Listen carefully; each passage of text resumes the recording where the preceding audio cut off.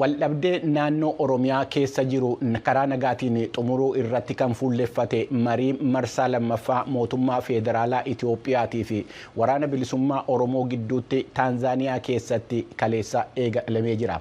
Haa ta'u malee mootummaan Itiyoophiyaatis ta'ee waraanni bilisummaa Oromoo jalqabamuu marii kanaa irratti ibsi kennanii hin jiru.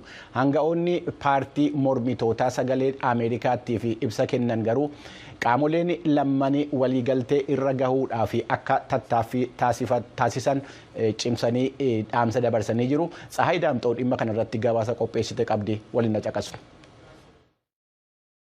Bakka bu'oonni mootummaa Itoophiyaa fi waraana bilisummaa Oromoo marii nagaa bara darbee dhuma baatii eebilaa irratti waliigaltee malee xumurame itti fufuudhaaf Taanzaaniyaatti wal ga'uun himame.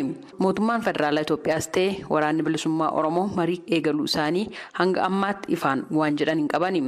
Maddeen mariisitootaaf dhiyoo ta'an sagalee Ameerikaaf akka himanitti mariin kun jalqabameera. Qaamoleen lamaan marii marsaa jalqabaa bara darbe ji'a eebilaa keessa gaggeessanii turan waliigaltee malee xumuramuun isaa ibsuun isaanii ni yaadatama.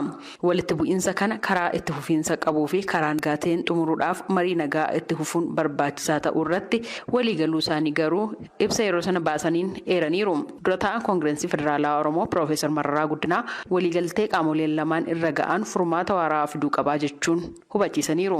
Nagaa fiduudhaaf mari'achuun barbaachisaadha. Yeroo baay'ee nutis kanuma gaafachaa turre mariidhaa fi walitti dhufuun baay'isadha. Araara buusuu yaaluun baay'isadha. Garuu araarri kuni qabsoon Oromoo waggaa 50 fi deemaa ture. Gangalatti as ga'eera. Dhiiga baay'eetu itti gannamee gatii guddaatu itti kaffalamee sabni keenya nagaas sirna dimookiraasiis guddinas argachuudha akka danda'utti hootolfame baay'isadha. Garuu isaasitti waan ta'u dibameetuma bira darbamoo yaalame qabsoo saba kanaas miidhaa guddaatti fida. Egaa warri kana jalqabanii waan ta'uuf waan hin taane dibamee boru deebee waan dha'u waan rakkoo fiduu akka gara sanatti hin deemne garuu ammumaa qabanii akka ta'utti akkatti yaadanii karaa keenyaa gorsa kennuu barbaadnaa jechuu kooti. Akka maddeen mariisitootatti dhiyoo ta'an ibsanitti gamalachuun furmaata waaraa irra ga'uudhaaf sochiin jiraachuu wantoonni agarsiisan jiru jedhan. Dr. Mulaalim Taganywarq itti gaafatamaa sabquunnamtii paartii ኢዜማቲ ድርና ወደ ሰላም የሚወስድ መንገድ እንደመከተል የሚደረገው ነገር የሚበረታታ ነው። ሁሉ ጊዜ ከሰላም ከድርድር መፍትሄዎችን ለማግኘት ከንግግር ሰሪያ ልሳን ቆሙ marii fi waliigaltee irra ga'uuf wanti tarkaanfii fudhatamuu jajjabeessamuu qaba. Yeroo hundaa mariidhaan rakkoo furuuf tattaaffii taasisuun kan qawween taasifamu irraa bu'aa qaba. Akka paartii keenyaatti tarsiimoo keenya sirriidha jennee amannas.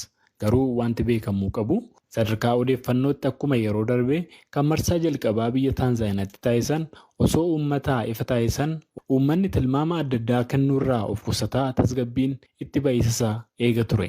Qabxiilee mariin kun irratti gaggeeffamanii fi mootummaa Itoophiyaa bakka bu'uudhaan qaamoleen marii kana irratti hirmaatan akkasumas gama waraana bilisummaa Oromootiin qaamolee marii kana irratti hirmaatan ilaalchisee hanga yoonaatti